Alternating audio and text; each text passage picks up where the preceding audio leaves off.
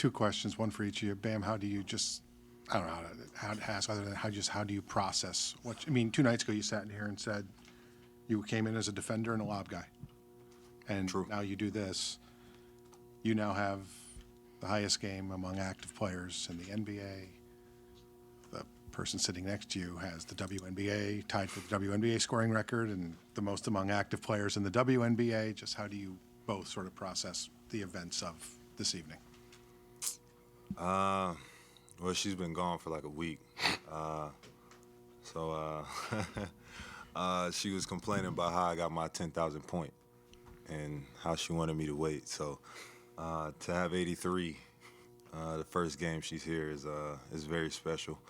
You know, the behind the scenes and the workouts and the conversations, they're very motivating. And obviously, you see what she does, and you get inspired every day by that. So I'm thankful to have her in my life. She's gonna cry, by the way. No, I'm not. Okay. Can you just, Yeah. somebody said that you were in the tunnel and didn't want to go out when he was rolling in the first half. Dang. And- I have eyes everywhere. Oh, yeah. Did you get out? I mean, I know you got out there, obviously, but did you just not want to throw off the car? I mean, what was it like when you got out there finally?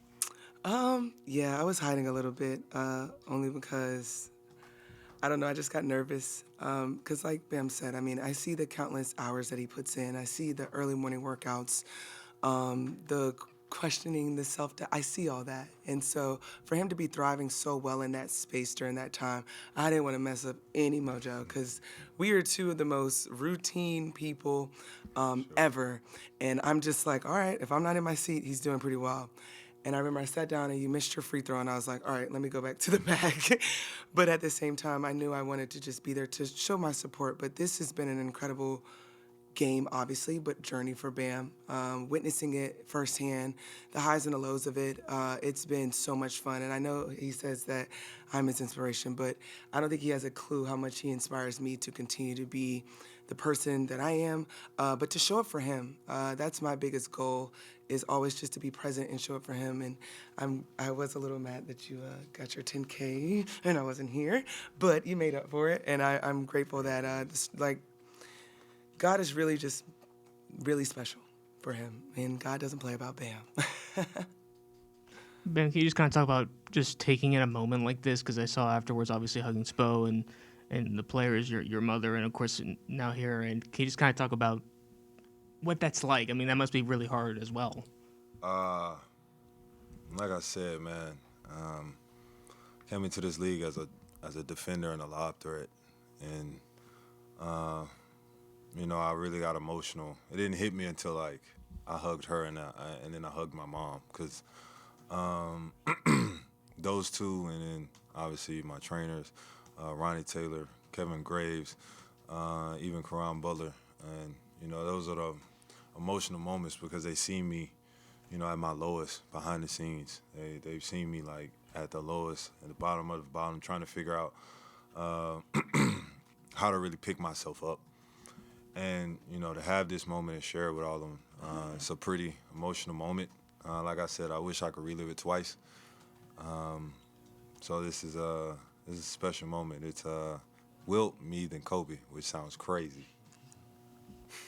I was going to ask you about that short list, but I know obviously you grew up a huge Kobe fan and he meant a lot to you. What does it mean to kind of be in that company and also pass him on that list? To me, it's wondering what he would say.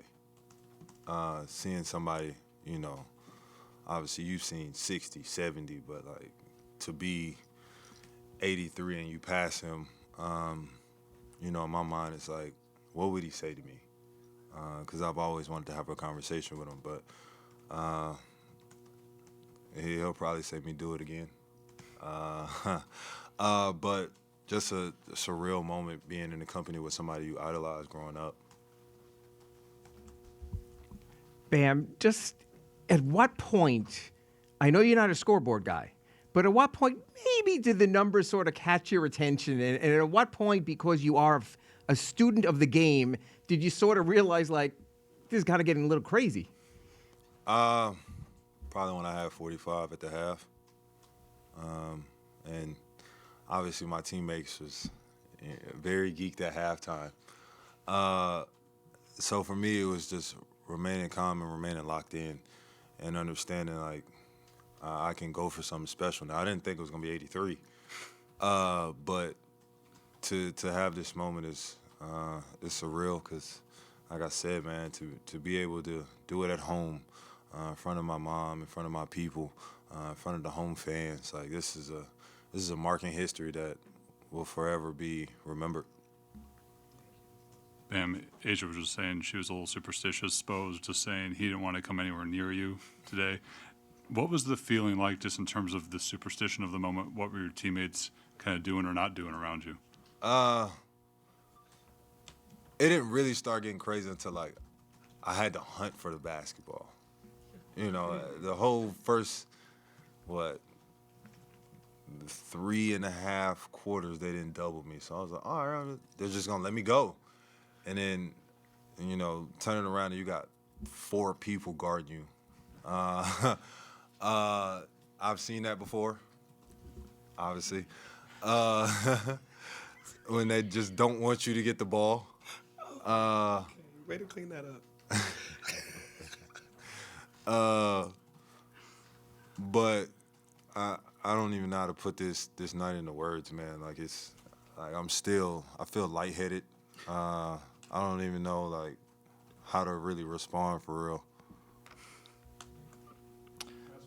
Bam, Spo brought up Dwayne's recent comment about there not being a buzz in the street about the Heat, and how much did you guys kind of take that to heart, and how much do you think a moment like this could help? First of all, this man talking about ain't no buzz and he want to be out. He 45. Take your ass in the house. But you know, he's just, I don't know what he's trying to do, actually. Like, I don't know if he's trying to, like, rile us up or, like, he got to understand we went through COVID. It's a different time. But all that said, I feel like it's a lot of buzz tonight, not only here, but in the association.